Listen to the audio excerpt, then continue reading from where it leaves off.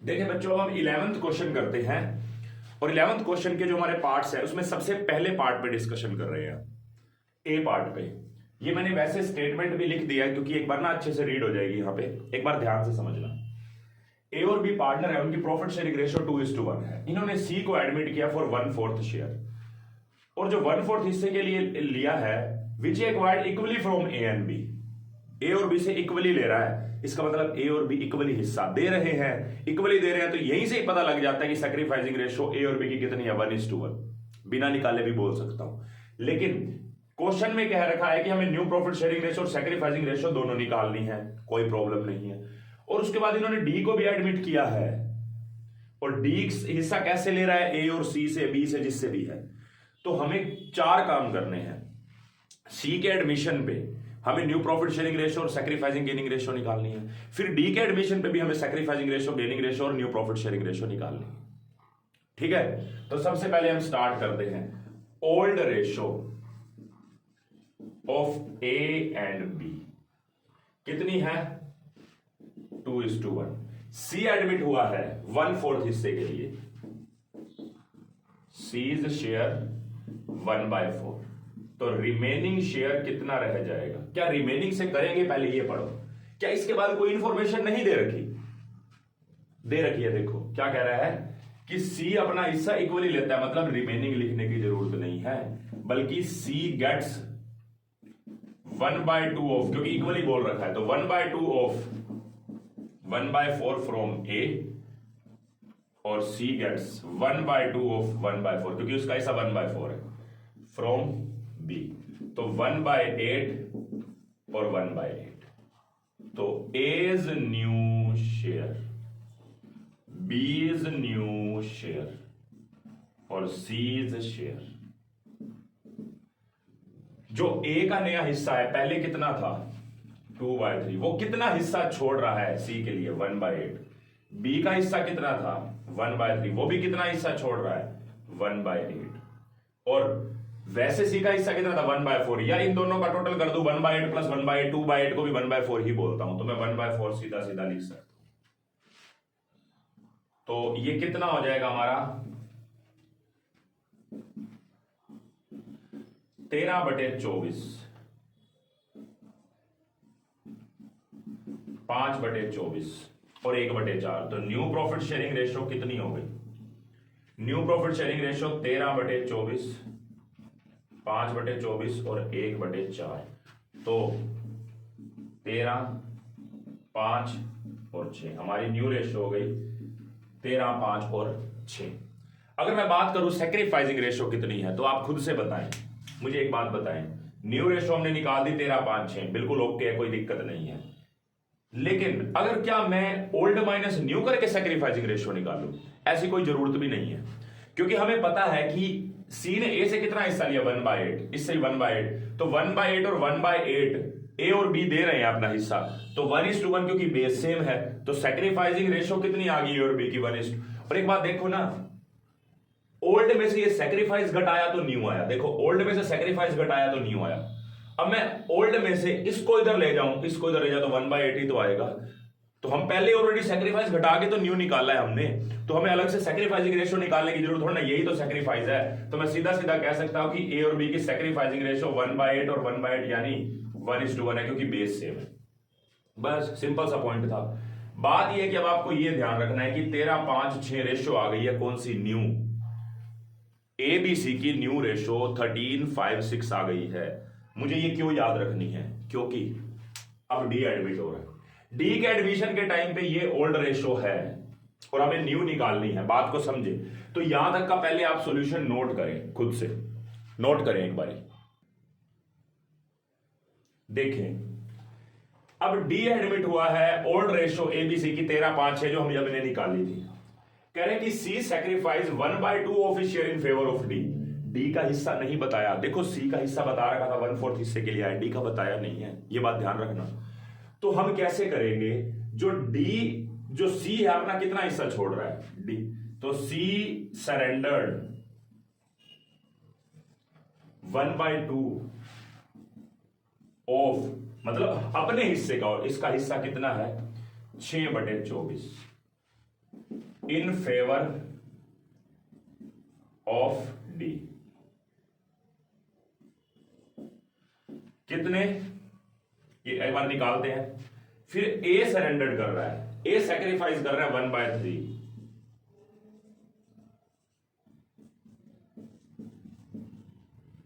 Of his original share, अपने original share का।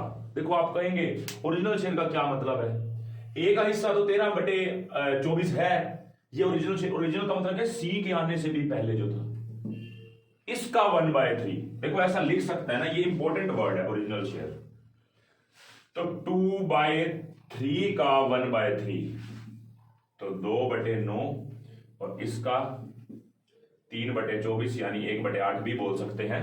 ठीक है, तो मुझे बताएं एज न्यू शेयर, बीज शेयर, क्योंकि बी ने तो कुछ सरेंडर नहीं किया तो बी के लिए न्यू लिखने की जरूरत नहीं है। फिर सीज न्यू शेयर और डीज शेयर। बहुत सोच समझ के आंसर देना। ए का पहले हिस्सा कितना है 13/24, उसने कितना हिस्सा छोड़ा है 2/9। अब आपका क्वेश्चन राइज हो सकता है सर कि आपने यहां पे तो 2/3 कर दिया, यहां पे तो 13/24 करते, उसने क्या अपने ओरिजिनल हिस्से का उसने 1/3 सरेंडर कर दिया। हमने मल्टीप्लाई के लिए तो ये निकाल दिया, लेकिन ये लेस जो होगा वो तो इसी में से ही होगा ना, इसका ओरिजिनल हिस्सा तो 13/24 ही है ना इसका आज की डेट में। तो जितना आज है उसमें से कितना सैक्रिफाइस किया, उस सैक्रिफाइस के लिए कैलकुलेशन के लिए सिर्फ हमें चाहिए था कि 2/3 ये वाला, सिर्फ मल्टीप्लाई के लिए। ऐसा नहीं है कि हम उसमें से लेस करेंगे, वो तो अब उसका हिस्सा है नहीं, है तो यही, तो सिर्फ मल्टीप्लाई में काम आ रहा था। ठीक है, तो 13/24 में से हम 2/9 लेस कर देते हैं। बी के हिस्से में कोई चेंज नहीं आया, 5/24 ही है। और सी के हिस्से में 1/8 लेस हो रहा है, पहले 6/24 था, 6/24 में से 1/8 लेस हो गया। और डी का हिस्सा कितना आ गया, जो सी और ए ने अपना हिस्सा छोड़ा है उसके लिए, वही मतलब डी का हिस्सा अलग से कितना आ गया, 2/9 छोड़ा है किसने, ए ने, और 1/8 किसने छोड़ा है, 1/8 किसने छोड़ा है, सी ने। तो बस इसका हमें सॉल्व करना है, बस ये सॉल्व कर देता हूं और यहीं से सैक्रिफाइसिंग और गेनिंग भी निकल आएगा। देखिए इन चारों को सॉल्व करने से 13/24 में से हमने ये 2/9 घटा दिया, 5/24 वहीं का वहीं, क्योंकि बी ने कुछ सैक्रिफाइस किया है डी के लिए। सी का हिस्सा पहले है 6/24 और उसने कितना सैक्रिफाइस किया है 1/8, तो वो लेस हो गया, तो 3/24 आ गया। और इसका डी का हिस्सा क्या है, जो ए और सी ने छोड़ा है, मतलब 1/8 प्लस 2/9, क्योंकि अलग से डी का हिस्सा में बता थोड़ी ना रखा है, जो ए और सी ने छोड़ा है वही तो उसका टोटल करेंगे। तो रेशो क्या निकल के आ रही है 2/9, नहीं सॉरी 23/72, 23/72। बी का हिस्सा 5/24, सी का हिस्सा 3/24 और डी का हिस्सा 25/72। इसको सॉल्व कर दे अगर हम, तो 23, 15 और 9 और 25, 23, 15, 9 और 25 ये हमारा टोटल आएगा। तो हमारी न्यू रेशो कितनी आ गई ए बी सी डी की, 23, 15, 9 और 25। और अगर मैं आपसे पूछूं बताओ कि सैक्रिफाइसिंग रेशो क्या है, तो सोचने की जरूरत ही नहीं, जो ए और सी ने हिस्सा छोड़ा वही सैक्रिफाइस है। मैं यहां पे वैसे रफली कैलकुलेट कर दूं तो ए ने कितना छोड़ा है 2/9 और सी ने कितना छोड़ा है 1/8, तो बस इसका एलसीएम ले दो, 16:9। 16:9 हमारा क्या है, सैक्रिफाइस है किसका, ए ने कितना छोड़ा है 2/9 और सी ने 1/8, तो ये ए और सी का सैक्रिफाइस है 16:9। आप अच्छे से इसको फेयर तरीके से लिख सकते हैं, बाकी मैंने सिंपली कर दिया है, कोई दिक्कत नहीं होनी चाहिए। ठीक है, तो हमने 4 काम करे, सी के एडमिशन पे न्यू रेशो और गेनिंग सॉरी सैक्रिफाइसिंग रेशो निकाली, फिर डी के एडमिशन पे न्यू रेशो भी निकाली हमने ये, और सैक्रिफाइसिंग रेशो भी निकाली। ये हमारा फर्स्ट केस था और बिल्कुल सिंपल था, थोड़ा लेंथी था लेकिन सिंपल था। देखिए अब हम सेकंड केस करते हैं 11th का बी। ए और बी पार्टनर है, उनकी कितनी रेशो है 3:2। सी एडमिट किया है 1/6 हिस्से के लिए और डी एडमिट किया है 1/5 हिस्से के लिए। हमें क्या करना है यहां पे, हमें यहां पे न्यू रेशियो निकालनी है। तो न्यू रेशियो निकालते हैं, सिंपल है। यहां पे दो पार्टनर्स आए हैं ना, इसमें कोई मुश्किल वाली बात थोड़ी ना है, कुछ मुश्किल नहीं है। तो मुझे ये बताएं, अगर सी 1/6 के लिए है, डी 1/5 शेयर के लिए है, तो मुझे ये बताएं रिमेनिंग शेयर कितना रह जाएगा। रिमेनिंग शेयर हो गया 1 - 1/6 भी और 1/5 भी। तो ये हमारे पास आ जाएगा 19/30 आ गया हमारे पास। 19/30 किसके लिए बच गया, ए और बी के लिए, क्योंकि सी ने अपना हिस्सा 1/6 ले लिया, डी ने अपना हिस्सा 1/5 ले लिया। तो हमारे पास 19/30 आ गया। तो एज न्यू शेयर जितना बच गया उसको पहली वाली रेशो में 3/5 ऑफ 19/30। कब हम करते हैं ऐसा, ऐसी सिचुएशन कब आती है, जब हमारे को यह ना बता रखा हो कि जो नए पार्टनर आए हैं वो पुराने पार्टनर से हिस्सा किस रेशो में ले रहे हैं। तो हमें रिमेनिंग शेयर वाले तरीके से करना पड़ता है, जो हिस्सा बच गया वो पहले वाली रेशो में बांट ले, यही करते हैं हम। तो 3/5 ऑफ 19/30 और बीज न्यू शेयर 2/5, मतलब जो उनकी रेशो है उसी में ही, ऑफ 19/30। तो कितना हो जाएगा,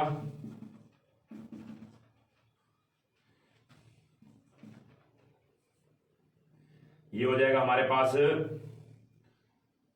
मल्टीप्लाई करना है ना, सॉरी मैं गलती से उसको वो करने लग गया। तो ये हमारे पास हो जाएगा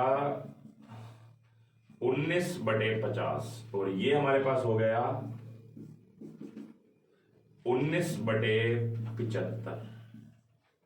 ठीक है, एक हमारे पास 19/50 हो गया, एक हो गया हमारे पास 19/75। तो हम न्यू रेशो निकाल देते हैं ए बी सी डी की।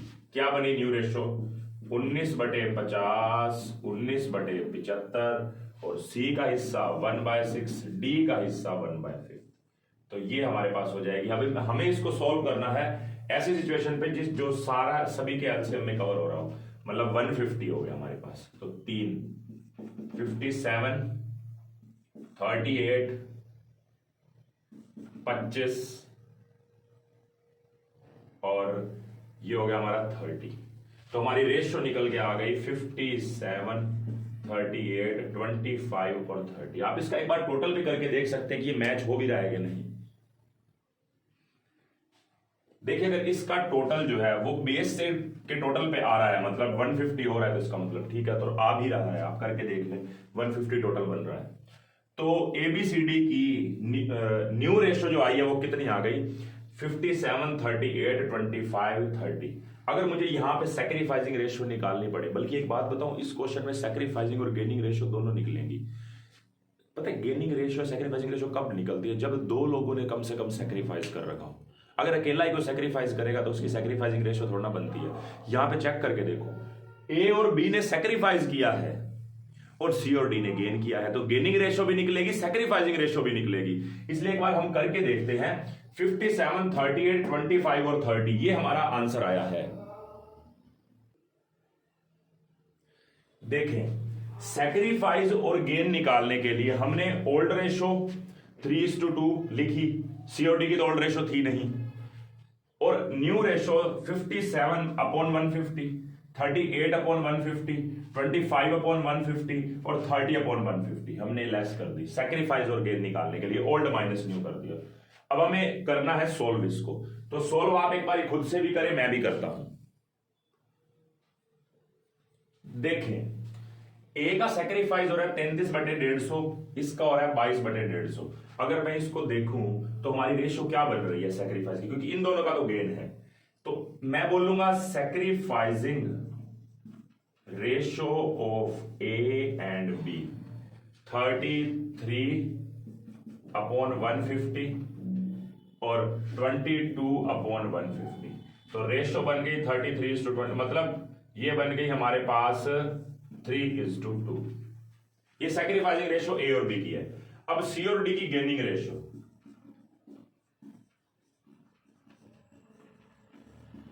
देखो गेनिंग रेशियो के लिए जरूरी नहीं है कि न्यू माइनस ओल्ड ही करना है। आप ओल्ड माइनस न्यू करो, अगर नेगेटिव आंसर आ रहा है तो वो गेन है। और ये आप रिटायरमेंट में भी अप्लाई कर सकते हैं, लेकिन पता है कि आपकी बुक्स के अंदर ना जब रिटायरमेंट की बात आती है तो न्यू माइनस ओल्ड करने लग जाते हैं। आप ओल्ड माइनस न्यू करो, कोई दिक्कत नहीं है। और अगर आपका नेगेटिव आंसर है तो गेन है, पॉजिटिव है तो सैक्रिफाइस है। एक ही चीज याद रखो, एक ही चीज पे चलो। लेकिन अगर आपकी बुक में कर रखा है तो आप उसको फॉलो करना चाहते हैं तो करें, कोई प्रॉब्लम नहीं है। ठीक है, मैंने यहाँ पे ओल्ड माइनस न्यू करा है, और ओल्ड माइनस न्यू में नेगेटिव आंसर गेन होता है, मुझे ये पता है। अब ये गेन है तो 25/150 और 30/150। अगर मैं 150 बेस सेम है तो मैं रेशो क्या बोलूंगा, गेनिंग रेशो 25:30 या 5:6। 5:6 गेनिंग रेशो आ गई सी और डी की, जबकि sacrificing ratio of A and B क्या आ गई 3:2। एक ही क्वेश्चन के अंदर दोनों रेशोज निकल रही है, ये बहुत इंपॉर्टेंट बात है। ठीक है, तो ये सेकंड केस आप नोट कर ले। देखिए अब 11th के सी पे बात करते हैं। इस वीडियो में लास्ट ही क्वेश्चन कर लेते हैं, बाकी हम नेक्स्ट में कर लेंगे, क्योंकि हर एक क्वेश्चन में जो 11th के 6 पार्ट्स है, हर एक में लॉजिक है, अच्छे से समझना बहुत जरूरी है। देखिए बात को ध्यान से सुने। एबीसी पार्टनर है, उनकी प्रॉफिट शेयरिंग रेशो 1:1 है, उन्होंने डी को एडमिट किया 1/4 हिस्से के लिए। कह रहे बी ने तो अपना हिस्सा 2/24 सैक्रिफाइस कर दिया इन फेवर ऑफ डी, वो सीधा अपने हिस्से में से 2/24 दे रहा है, मतलब उसका तो 2/24 ऑलरेडी मल्टीप्लाइड है, फ्रॉम लिखा हुआ है, ये बात ध्यान रखना। और जो रिमेनिंग है ना, रिमेनिंग उसका जो सैक्रिफाइस है वो किसने किया है, ए और सी ने 2:1 में। कहने का मतलब क्या है, मैं यहां पे कर रहा हूं, और बात को ध्यान से बिल्कुल क्लियर करना। मुझे ये बताएं, old ratio of A B C कितनी है, 1:1। डी नया पार्टनर जो आया है, डी का हिस्सा कितना है, 1/4। अब ना डी का जितना हिस्सा है ना 2/24, तो सीधा सीधा उसको किससे मिल रहा है, बी से। मतलब मैं बोलूं डी गेट्स 2/24 फ्रॉम बी, सीधा। अब डी का रिमेनिंग कितना रह गया,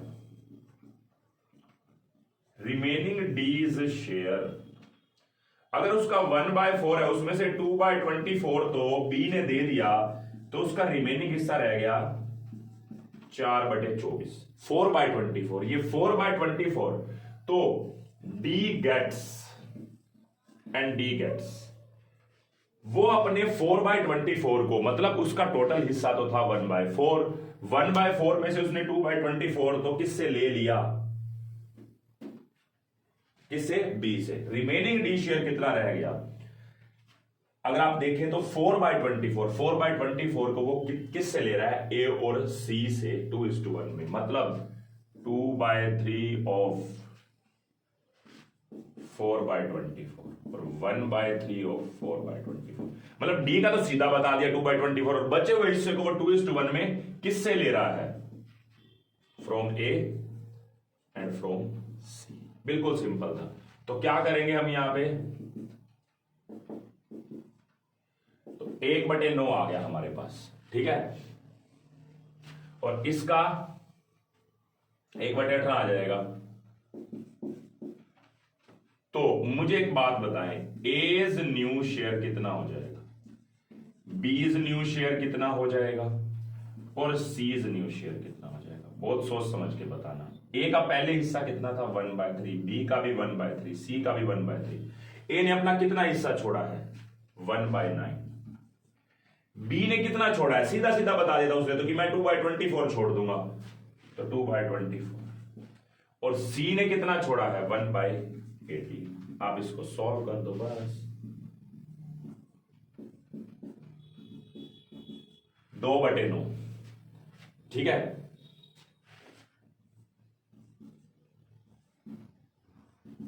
6/24, 5/18, और डीज शेयर। दो बातें हैं, या तो मैं सीधा डी शेयर 1/4 लिख दूं, या ये जो इन्होंने माइनस किया अपने में से, इसका टोटल कर लो तब भी 1/4 ही आएगा। कर लेते हैं एक बारी, थोड़ी संतुष्टि हो जाएगी।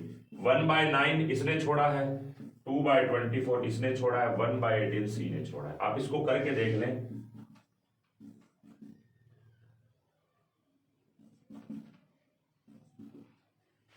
अठारह 18/72, तो 1/7। 4।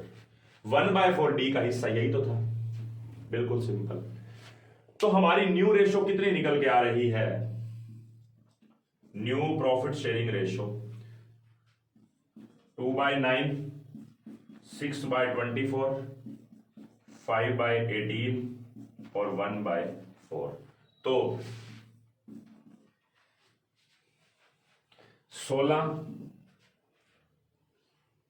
18, 20 और 18 रेशो बन रही है 16, 18, 20 और 18। आप ये एक बार सोल्व करके देखें कि आपका ये क्या आंसर आ रहा है, और आप इसको टोटल भी करके देखें 72 बन भी रहा है कि नहीं। 18 और 18 36 और 36 और ये 20 और 16 36 तो 72 हो ही गया। तो अगर मैं इसको सोल्व करता हूं तो 4 की टेबल पे तो सारे नहीं जा रहे, इसलिए 2 पे जाएंगे तो 8, 9, 10 और 9। ठीक है, 8, 9, 10 और 9, ये आपकी क्या आ गई? न्यू प्रॉफिट शेयरिंग रेशो आ गई। किसकी? ए, बी, सी और डी की। मैं आपसे पूछना चाहता हूं यहां पे सैक्रिफाइसिंग रेशो निकालनी है तो क्या मुश्किल है? ओल्ड माइनस न्यू की जरूरत नहीं है। ए ने कितना छोड़ा है? 2/9। बी ने कितना छोड़ा है? सॉरी, ए ने कितना छोड़ा है? 1/9। बी ने कितना छोड़ा है? 2/24 और सी ने कितना छोड़ा है? 1/18। इसको सॉल्व कर लो, आपकी सैक्रिफाइसिंग रेशो आ जाएगी। ये आप नोट करो पहले। तो देखें, ये एबीसी का सैक्रिफाइस है 8, तो 8, 6, 4, तीनों का अगर सैक्रिफाइस देखें तो पहले मुझे बेस सेम करना पड़ेगा ना। ये 9 है, ये 24 है, ये 18 है, तो बेस सेम कर देता हूं, 72 कर देता हूं। 9:8 होता है 72, 24 3 × 6 आ गया और ये 4 आ गया। तो 8, 6, 4 आपकी सैक्रिफाइसिंग रेशो है एबीसी की। मतलब मैं इसको 4, 3, 2 भी बोल सकता हूं सैक्रिफाइसिंग रेशो किसकी? ए, बी और सी की। देखिए, मैंने आपको इस क्लास में 11th क्वेश्चन के 3 पार्ट करवाए हैं, पूरे नहीं करवाए। अब नेक्स्ट क्लास में बचे हुए 3 पार्ट होंगे, आप इसको नोट कर लीजिए। और मेरे हिसाब से तीनों पार्ट सिंपल थे, कंसेप्ट वही था, सिर्फ लॉजिक्स थे। और लॉजिक तो मैंने जितने बना रखे किसी उससे ज्यादा भी बन सकते हैं।